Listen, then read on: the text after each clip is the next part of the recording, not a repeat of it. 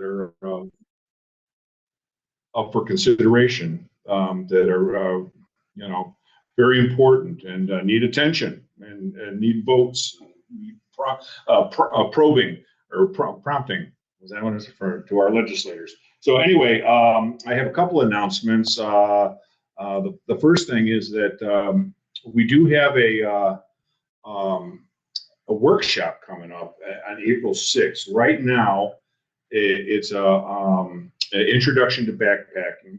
It's actually on our calendar right now for April 6th, which is a Saturday at 10 a.m. And unfortunately, no one has registered yet. So get the word. If you're interested in that, spread the word at the very least. And we're going to try to spread the word as much as possible. Otherwise, we're going to have to cancel it.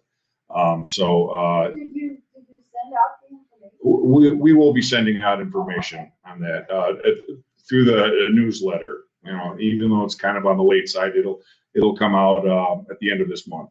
So no, hopefully we'll get some. You know, I don't want to pull the plug on it. It's the first time we've done it, or if we've done it before, it's been a long time. So and then the other thing is you know, the committee announcements. Barb, did you want to say a few things about political? Since tonight we are kind of talking political. Yeah. You can talk right there. Okay. So, do you guys live in Arlington Heights by any chance? Aha! In that case, we have 2 endorsements for city council in Arlington Heights in the upcoming election. Yeah. And it's Bill Menangaro, something like that, I think, and Karina, I just had it. I've already forgotten her last name. I was just looking at it. Yeah, for village trustee. So, you know, I think you can expect to receive some kind of communication about this, you know. Her, just a second, let me go look. Oh, sure. Where's the backpacking? April 6th. Here. Oh, right here. Yeah. Oh, that's wonderful. Yeah. That's good. Good point, Joan. Forgot to mention that. Yeah, it matters. Karina Santa Maria. Okay. And the gentleman's name is? Bill Manganaro. I might not be saying that quite right, but you'll recognize him for that. Because we got the mail-in ballot, so I've seen both. Okay, yes, well, that's, you know, they, we had some folks at Arlington Heights who put together a questionnaire and interviewed, oh man, like 6 or 8 people, and ended up deciding, okay, these are the 2 who are really gonna help out. Okay. So, cool. Okay, and what time is the backpack? It starts at 10 a.m. Okay. It'll be for a few hours, you know. All right, thanks, Barbara. Any questions or comments regarding political for Barbara? Not for Barbara, but I just looked on the website that when you research, you search Sierra Club and then you ask for local chapters and then you can find this chapter, and it is, your event is posted on that. And would it be helpful if I registered so that they get some feedback? Sure. Are you talking about the backpacking? Sunday, April 6th is. Oh, is it Sunday? Sunday, Oh, April 6th, Saturday. 10 a.m. to 4 p.m. Central, organized by Northwest Cook County Group, location Spring Valley Nature Center, and there's a map and everything. Organizer Scott. Yes, and I talked to Scott, and there was a little bit of a miscommunication between Scott and I. I set it up for the 39th because when I was at the outings meeting, he said set it up at the 39th, and I talked to someone here. Well, the 29th. 3/2/9, March 29th. Oh. Yeah, so that's, my mind works goofy sometimes. But anyway, because I did try to get April 6th, which Scott wanted, and they said it was booked. Well, there was a miscommunication, wasn't booked. I talked to him this week. I still haven't gotten confirmation that it's absolutely true, but I'm going ahead and mentioning it now because we're pretty sure it's true. I should talk to Alyssa tomorrow and confirm that. But anyway, yeah, I mean, we'd like to, if it gets on the chapter, you said it's on the chapter calendar? Yeah, right. Okay, so Yeah, that's what we want. So we want people to register, even though it's kind of in an iffy status. But the biggest reason it's in an iffy status is because no one's registered. So Well, yeah, you have to tell people before. right. Yeah, and I mean it's been on the calendar. Wow, 10 to 4, so it's actually 6 hours long. Yeah, I don't know if it'll go that long, but I mean we reserved the time for that. And who knows? You know, if you want to go, we got all day. You know, but it is $45 an hour, so not for the people participating. It's like $3 or something like that. But anyway, we're happy Enough to. about that. Enough about that. Let's. I feel like I'm forgetting something. Am I forgetting something? You're forgetting Earth Day. Earth Day. Oh my goodness. Okay, Earth Day, and it is April 26th, right? Yes. And so basically the same location we were last year. Was that Mount Prospect or Prospect Heights? Yeah, go ahead. I can't remember anything. Okay, it's in Prospect Heights, and we're having an ecological day of action. We're working together with the Prospect Heights Natural Resources Commission. We will be removing invasive brush from an area that they are turning back into wet prairie. I'm not sure, we're going to be very close to where we worked last year. Focusing on buckthorn. That's what we did last year. Oh, if you were there last year, it's the same place. We're going to park at Crescent Brands in Wolf and Willow, and we will have, there will be free pizza for lunch, yippee, and we are working on lining up, who will come to speak to us at lunchtime. So it will be, a way to take care of the earth. I think when we did this last year, it was sponsored by League of Women Voters. Rather than Sierra. If you did something with League of Women Voters, it was a different thing. That's why I'm saying I'm not sure it's us saying that. Okay, we were working in a ComEd right of way last year. We did some of that, so it Off could- one removal. It was a good turnout. Really good And turnout. you had some And- political speakers, you had some. We had like 4 speakers. It turned out that more elected officials turned up than we were expecting, so we let all of them say a few There words. was a line. Then we were there. Yeah, Alongside the railroad tracks. I believe. Yeah. I Yeah. yeah. I was the one Maybe saying, we should "Yeah, invite people Maybe we should invite the League of Women Voters. It's not a bad idea. Very ecology people are pretty smart. More volunteers, more than Yeah. ever. And if you need, the Prospect Heights, what is it called, the Resource Center? The Prospect Heights Natural Resources Natural Commission. Resources Commission. Their website's really good, and it really, it probably still has the description from last year up there, or in the archives, but I don't know if they're gonna have the same thing. There was a whole thing about the sedge meadow, which is what it was, a very interesting read, so. What time is it on Thursday? 9 o'clock to 2 o'clock. All right, thanks, Barbara. All right, I think that's all the Northwest Cook County Group business. Let's get on to our presenter. Rachel Neese is a conservation organizer, supports our grassroots state lobbying efforts aimed at passing state legislation to advance environmental justice, clean water, and natural areas protection. Certainly, we need that in these times, and to equitably decarbonize Illinois economy. So without further ado, thank you, Rachel, for being here. Thank you guys for having me. I don't do this a lot where I come to local groups directly or where you guys come to me and ask me to come talk. So this is exciting for me. I'm going to go over just a little bit about, I'm sure most of you know what Lobby Team does, but I'll just do like a quick touch on what our function is. I'm not going to go super in depth on our priority issues and our bills. If you want to get the full story on all of our legislation, then you have to join Lobby Team to get the full inside scoop. But on that note, we are always accepting new members.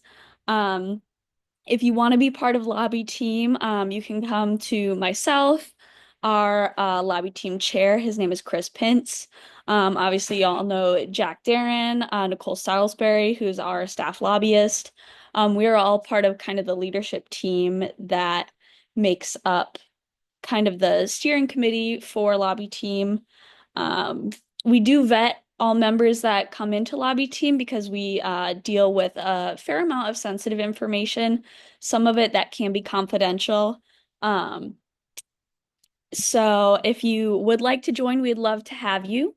So just reach out anytime throughout the year. We are kind of getting into our busy season right now. As most of you probably know, we're getting into our legislative session, where all of our elected officials are going into Springfield to hopefully vote our priority legislation into law. And on that note, I'm going to share my screen with you all. And this is just kind of an edited version of some of the slides that we shared during what we call our issues brief. So before I get started, the function of our Sierra Club Illinois lobby team is this. So basically my job and the job of the lobby team chair, Chris Pintz, is we every year we gather a team of Sierra Club members who are volunteer lobbyists, and we all train and educate each other on a set of 4 to 5 bills or issues that are priorities to Sierra Club Illinois. So we get that through intel that we get from our staff that works in Springfield, from our coalition partners, and then from obviously our Sierra Club core values. Then what happens at our issues brief is we get fact sheets and all the information that we possibly can on the language of these bills, their impacts, how they function, and we learn as much as we possibly can about them. After that, we send out all of our volunteer lobbyists to meet with their legislators. Typically, we only ask that folks meet with their representative and their senator once throughout the course of the spring session. But some folks, if they have a really good relationship or if they have the time, they'll meet multiple times over the course of the session. And that they go into that meeting, they educate their legislators on these priority bills, and they say, hey, these are the issues that are important to me as a constituent. I'm a member of the Sierra Club, and here's why you should, vote yes on, this bill or that bill. Here's why you should vote, no on this other thing. Does that make sense? So that's kind of what we do overall. And hopefully, as I go through what our priorities are for this year, it'll kind of make a little bit of sense. And I know that's kind of like the bird's eye view. So I'll go on and just give you the things that we're going to be working on this year. So our first bill out of, I believe we have 5 this year, is Muhammad Aquifer Protection. So these two down here, this is our Senate bill number and then our House bill number. And if you don't know, that's its unique bill identification number. And the name after it is the lead legislator that's sponsoring the bill. So we have in the Senate, that's Senator Faraci, in the House, that's Representative Ammons. And then Pam Richert was generous enough to come and share with us her experience and her knowledge of the Muhammad Aquifer Protection Bill when we had our issues brief. Simply put, this protection, I don't know if you guys are familiar with some of the work that we've done in the past with carbon capture and sequestration. But the Mahomet Aquifer is what is known as a single source aquifer. So basically, that means that for a lot of the communities surrounding the aquifer is a single source for fresh water for those communities. So if that aquifer were to be somehow contaminated or lost, the communities that rely on it for fresh water would have no other sources for drinking water or fresh water. Because of this, we would like to put protections in place that would prevent carbon capture and sequestration from being injected in and around the aquifer, even though it is a prime spot that businesses are looking at to inject carbon on that site. And a quick note, I am by no means a subject matter expert on any of these things. My area of expertise is working with members and lobbyists. I am not a scientist or a geologist. So if you have any questions, I could do my best to field them.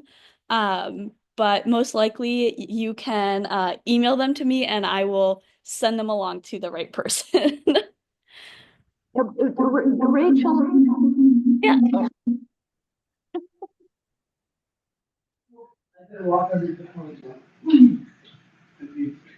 The anchor right there is where the mic is, so. Okay, so Rachel, do you have any kind of a ballpark idea of how many people depend on water from that aquifer? I don't. I've got it right here. 500,000 people in 14 counties. Aha! It's right in the center of Illinois. Sorry, Rachel. That's a great number. And if that's not on our fact sheet for that one, that'll be a good note. Oh, wait, it's a primary drinking water source for over 500,000, but it's a water source in East Central that supplies water for nearly 1 million people. So those other 500,000 are like secondary and tertiary sources, I guess, you know. Yeah. And so are you going to talk, I mean, I sort of interrupted you. Are you going to tell us a little bit about what carbon sequestration, why that poses a threat to the aquifer? And I mean, Yes, so just I'm gonna try and go through these really quickly. So if you're not familiar with carbon capture and sequestration, um, carbon sequestration underground, if it's not a super safe process. So when it's captured and stored underground, there basically is no permanent way of storing and capturing carbon where it does not eventually leak. And carbon that leaks and seeks ground level poisons both air, water, and mineral resources. So obviously we don't want that in water supply.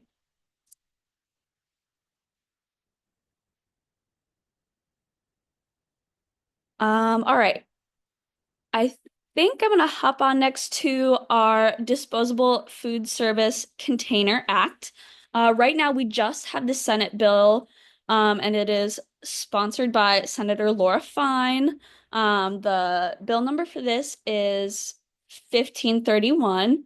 And I know you guys mentioned the League of Women Voters that you guys have worked with before, and they lent to us the wonderful Claudia Jackson. Um, for this bill. And I'm gonna play you guys this video, which I really liked that Claudia shared with us. I think Barb has probably seen this video now, probably like 3 or 4 times, but I'm gonna play it again. Just so you guys can get the full picture. You've probably heard about a giant trash island in the ocean.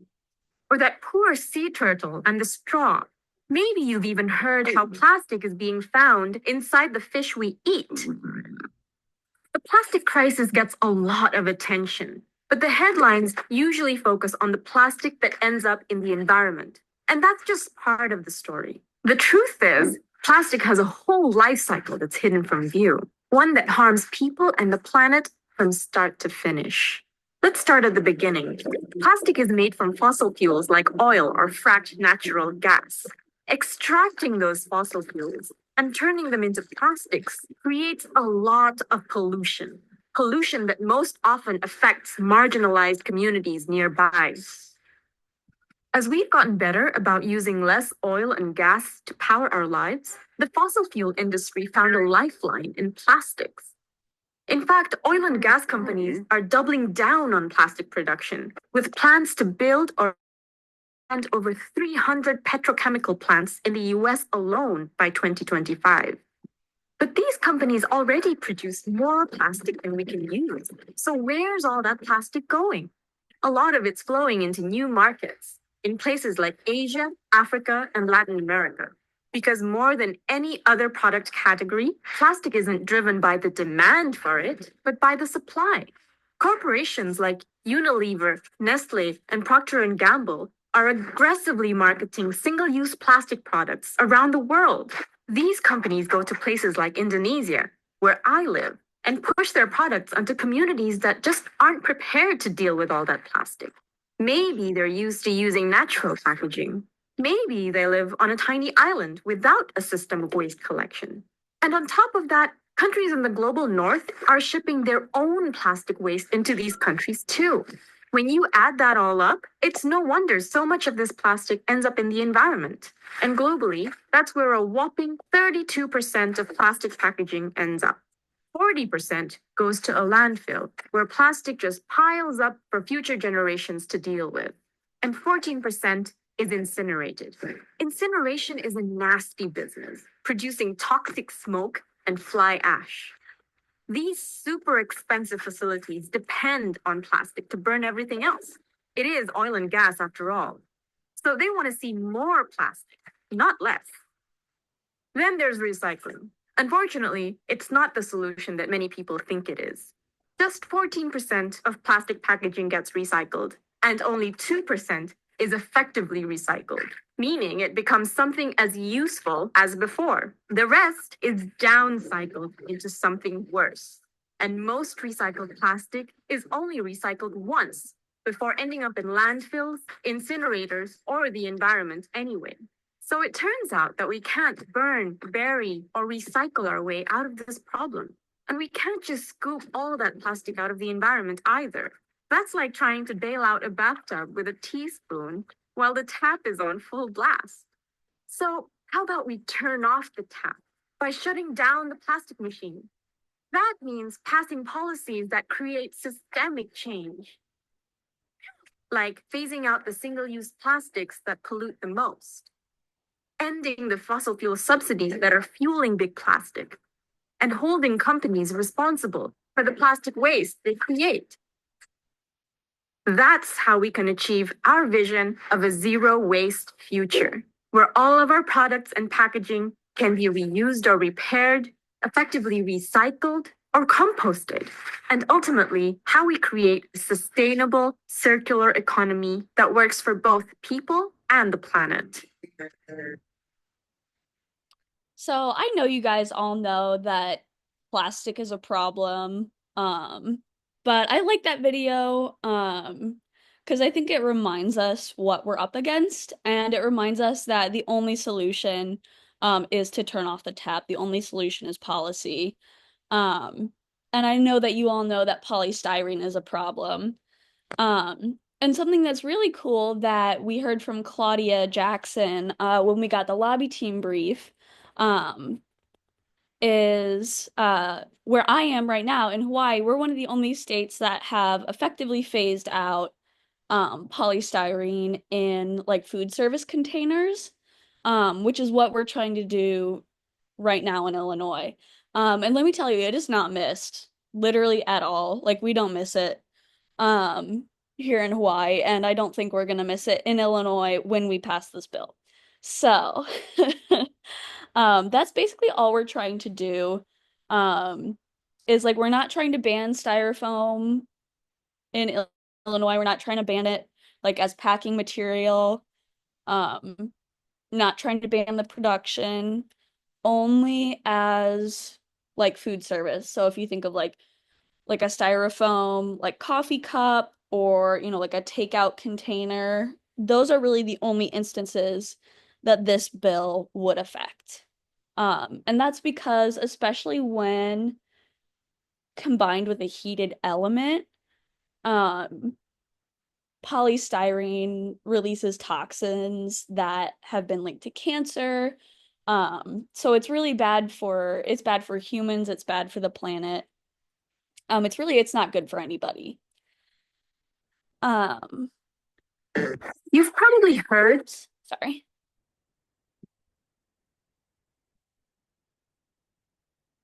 about you've probably heard about a giant All right. So yes, go. So we are working with CPR, also known as the Coalition for Plastic Reduction, on this. They're a coalition partner of ours. That's kind of like the branded name for this. And then we are encouraging folks, let's see, it's coming up to join for a lobby day on this. So if you guys aren't busy on the 20th, obviously this is not like a Sierra Club thing, but if you want to go down to Springfield, we're encouraging folks to join CPR for Plastic Lobby Day. And then I'll share these slides too with you guys after. So if you want the QR code, you can scan that. Or if you like want to look back and watch the video again, you'll have that. Any questions on the polystyrene ban? This one's like probably the most straightforward of all of them. Great, awesome. Let's roll along. So the last three, these are like the big ones. These we call them like our three like climate bills. These are the ones that we're working on with the Illinois Clean Jobs Coalition. Um, so it's the Clean and Healthy Buildings Act, the Clean and Reliable Affordable Grid Act, and then the Clean and Equitable Transportation Act. These don't just belong to us, these belong to like a whole bunch of other people alongside of us. These are the continuation of all the work that we've done on CEJA. And obviously they're like multi-year efforts. They've been a long time coming, and some of them might be, multiple years from now that we'll have to continue work. So here are kind of the three legs. We've got clean power, clean transportation, and clean buildings. Are like our three campaign goals. And as you can see here, these are kind of what those three things are all about. Clean and healthy buildings. This has like been known by a bunch of names. If you've been with us for a little while, it's been known by, we called it clean heat. We called it building decarbonization, or like building decarb. Now we're calling it clean and healthy buildings. And right now it is Senate Bill 2269, and that's Senator Villanueva, and House Bill 3529, and that's Rep. Ann Williams. This is a lot of text, which is really to boil down to just a few simple things to be helpful for our purposes today. And that's to reduce hazardous emissions in buildings for homes and businesses. It's ideally it will change the standards for new buildings in Illinois, especially for gas and energy efficiency.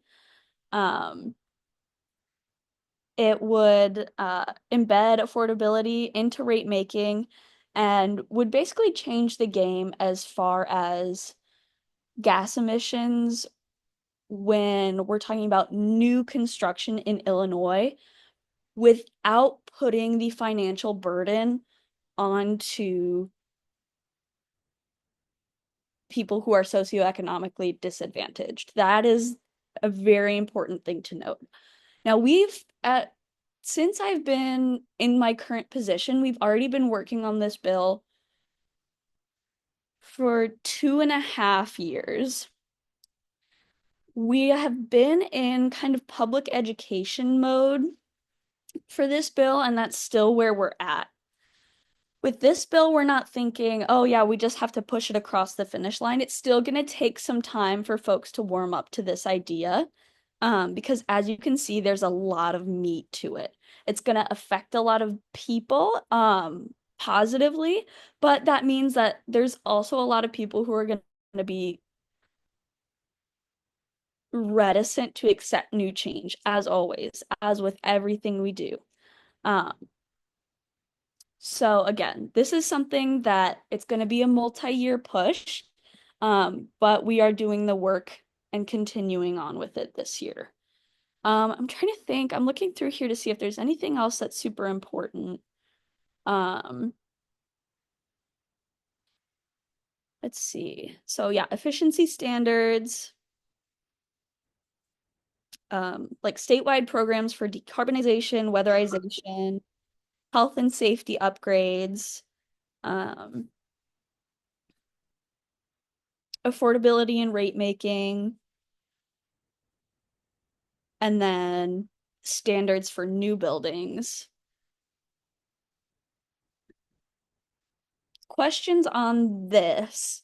And this one, as you can probably tell, the technology behind it is not my expertise. I am not an HVAC person. So go easy on me. Okay,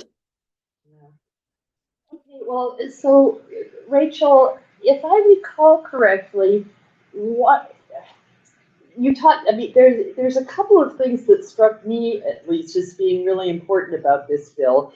And one of them you talked about that new construction, you just wouldn't have natural gas at all. There would be an electric heat pump instead of a furnace, or, well, I mean, whatever else, not a gas furnace in new construction, and not gas stoves and so on. And if do I recall correctly that another big thing here is that this bill is going to set some targets so that the natural gas companies, mostly by sponsoring efficiency programs, are going to need to reduce the amount of natural gas that they sell, by to be not selling it anymore by 2050 or something or another like that, right? Let's see. Yes, I think that, yes. So There, 100% clean by 2050. That means no more natural gas, just phased out by 2050. And yes. the gas companies, well, partly they switch over to doing like electric heat, doing heat pump stuff. And I don't know what, I mean, they put themselves out of business eventually with this, right? Yeah. So, under the Clean and Healthy Buildings Act, it does require new buildings to meet their needs through all electric technologies.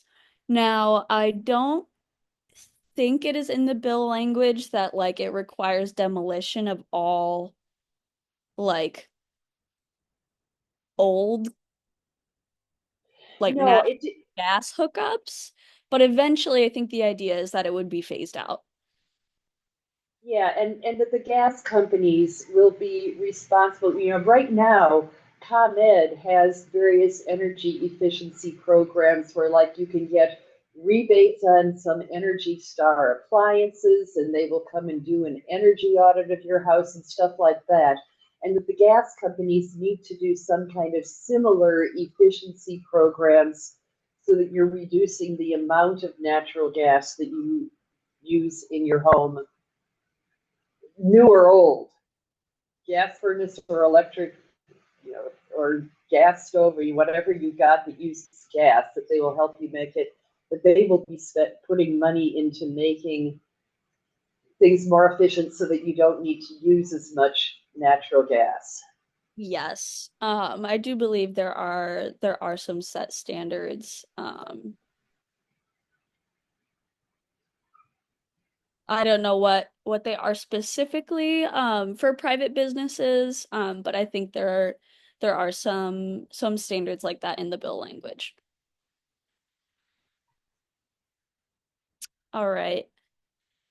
I'm gonna keep moving along because I know you guys are tired of hearing me talk. We're gonna do our last two, which this says Clean and Reliable Grid Act. It is now the Clean and Affordable Grid Act, which has gone by many names. It's gone by Clean Power, it's gone by the Clean Grid Act. Part of it has been Rachel, the host computer at our end just froze, and so oh if you're no. talking, we haven't heard you for a bit. Oh no. Okay. I am now talking about the Clean and Affordable Grid Act. Do you see that slide? It says the Clean and Reliable Grid Act.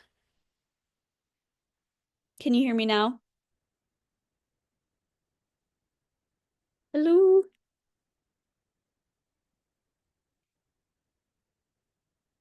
Hello?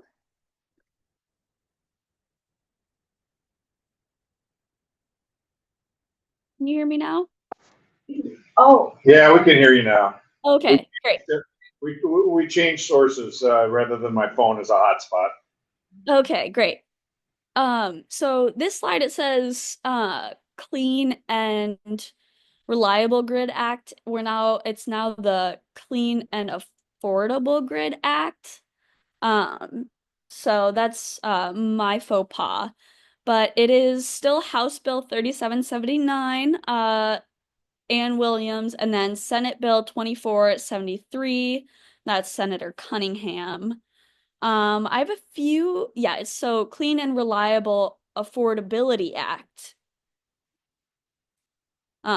It's gone by many names, but this is the one that we refer to as Clean Power. So that can help keep it simple.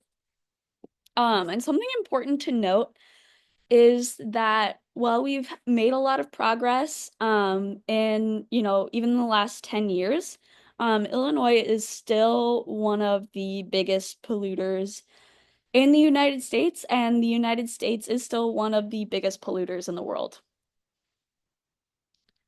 One of the big focuses of the prong to this platform that we're calling Clean Power is Illinois' aging power grid and its less reliable and more expensive fossil fuels. Something that is also a very hot button issue right now, is that we are putting increased demand on an aging power grid, especially using things like artificial intelligence that are putting increased demand on our aging power grid, with little to no place for battery storage, and basically we are seeing increased strain and increased black and brownouts and um, less reliable energy and higher costs to meet peak demand. Markets around the country have been very slow to upgrade aging transmission infrastructure that's needed to move power around regions that is needed at higher volumes than ever before. And we have to push now harder than ever to bring clean energy online. Um, So we do need the state legislature to take action in 2025 to pass this bill. There's I probably, 100 different things that this bill is going to do. If Christine Anicelli were here, she would be able to name all of them for you. Um, but from memory, I can tell you that it's going to update the power grid. The goal is to bring online more clean energy. So that's, I think specifically more wind and solar, to increase battery storage, specifically for things like solar, um, to lower costs, to increase uh, responsibility and what's the word? Responsibility and transparency for specifically, I know up north, a lot of us that have ComEd, but in Central and South, they have so much difficulty with Ameren because no one's holding them accountable. So, increased accountability for Ameren, to keep their costs down in keeping with ComEd customers up north. And then to decrease decrease costs and increase reliability during extreme weather events. Whew. And then I'm gonna go for our last one, and then we'll do questions at the very end because I've been talking forever. So our very last one is the Clean and Equitable Transportation Act. This act actually contains 3 acts within it. If you can believe it, there's even more. And I hope you guys are gaining respect for our lobby team members and all of the stuff that they have to keep straight when they're going into these meetings. But there's one out of the 3 in here that we are specifically focusing on with our lobby team member, and that's the Transportation Choices Act. Um, and it is Senate Bill 1680, and that's Senator Aquino, and that's House Bill 2629, and that's Representative Mary Beth Canty. We had a senior policy advisor from the NRDC come and share this with us, which was a really interesting time. And the Transportation Choices Act, this one we're picking on specifically because we think it's the most relevant to the entire state. Um, and we think it's the most likely to move during this session. Um, but all the bills together are part of a separate omnibus package. So the Transportation Choices Act, it establishes targets to reduce emissions by 80%, achieve net zero emissions for the transportation sector by 2050, and align state spending to support clean and equitable transportation. So this focuses more broadly on reducing transportation emissions. So that can be public, that can be private. Um, that's generally more of a broad, like, climate goal, as opposed to these other two, the Metropolitan Mobility Authority Act that has a lot more to do with like public transit, and then the Zero Emission Vehicle Act that has a lot more to do with like infrastructure and then electric vehicles, obviously. So Transportation Choices Act, that one's a little bit more attainable for this session and for what we in the lobby team are specifically capable of doing. All right. So my motor mouth moment is done. Any questions about these issues? Any questions specifically about what lobby team does and ways that you can either get involved or ways that you can support us throughout the spring legislative session, or questions about the legislative session? Um, there are no dumb questions. I think people assume that you're supposed to know everything about the legislature and how it works, and that's not always the case. Yeah, so Rachel, one thing with But the one about the grid, I know that, I mean, I know somebody who's in the solar industry, and one problem that they have, you know, he's trying to get solar farms built here and there in Illinois, and that it takes forever to get permission to connect to the grid. And that, I mean, that's one of the problems that the clean and reliable grid affordability thing is going to try to address. Is that right? Yes. So I'm not sure.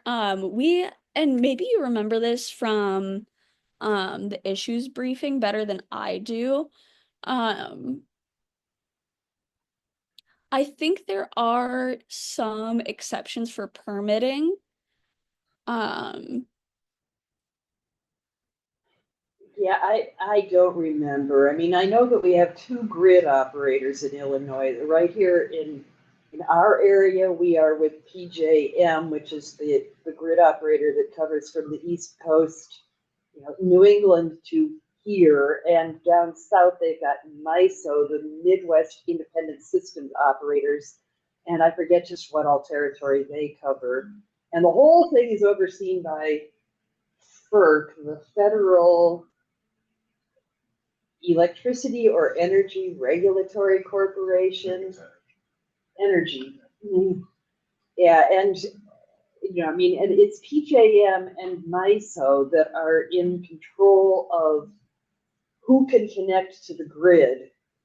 And it's sure it's just a state level thing, but bills this big almost always have like permitting changes at some level.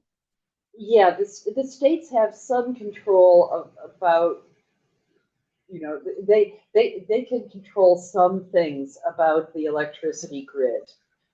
You know, I mean, in some ways, the entire United States, except for Texas, is all one big grid.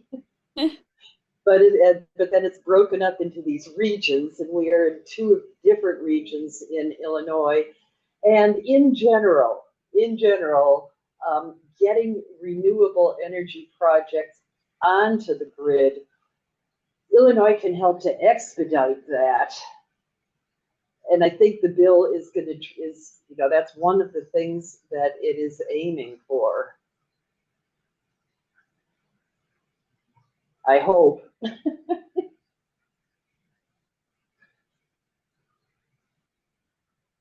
Anything else from folks? Yeah, I missed, thank you very much for your presentation. It was really great. I mean, this should be broadcast on every corner, you know, I mean, and it was really easy to look up the plastic video. I just put, what is it called? The Plastic World? I can't even remember now. But anyway, I just looked up that was the very first one, whatever the title was, so. Yeah, I think it's Well, here, I'll look at it real quick. But anyway, my question is, Story of Plastic. It's called The yes. Story of Plastic, you know, the first one. But you had two names for the RCEDA and TCA for the act, the Clean Energy Transportation Act, or Clean, was that it? And then TCA was right after that. Oh, this one? Transportation Choices Act. Is that just the difference between it being in the Senate and the House? So we have the Clean and Equitable Transportation Act. So that is an omnibus, which is basically like a big like bill package, and it has three smaller bills inside of it. So I'm still sharing my screen, right? Yes. Mm-hmm. Okay, so you guys see all three of these? Right. So Oh, these three are all in one big bill package. And that's doing something that's on its own. And like that's also ours. But then we can also introduce these separately as individual bills. And What lobby team is doing is we're focusing on just this one, the Transportation Choices Act. And so we want everybody to know about CETA because that's like the big one. That's the big kahuna. But as far as lobby team goes, we're really just, when we're going into meetings with legislators, we're really just asking them to say yes to Transportation Choices Act right now. Oh, well, okay, that raises a question for me, Rachel, which is that second one, the Metropolitan Mobility Authority Act. That is the one that is attempting to deal with the upcoming crisis in public transportation in the Chicago metropolitan area. And I know that we heard about that during the lobby briefing, but we heard about it, but we're not supposed to talk about it. You can talk about it. I mean, like, no one's stopping you, obviously. And this is like definitely more like lobby team business. This is a conversation that Yeah, sorry. Yeah.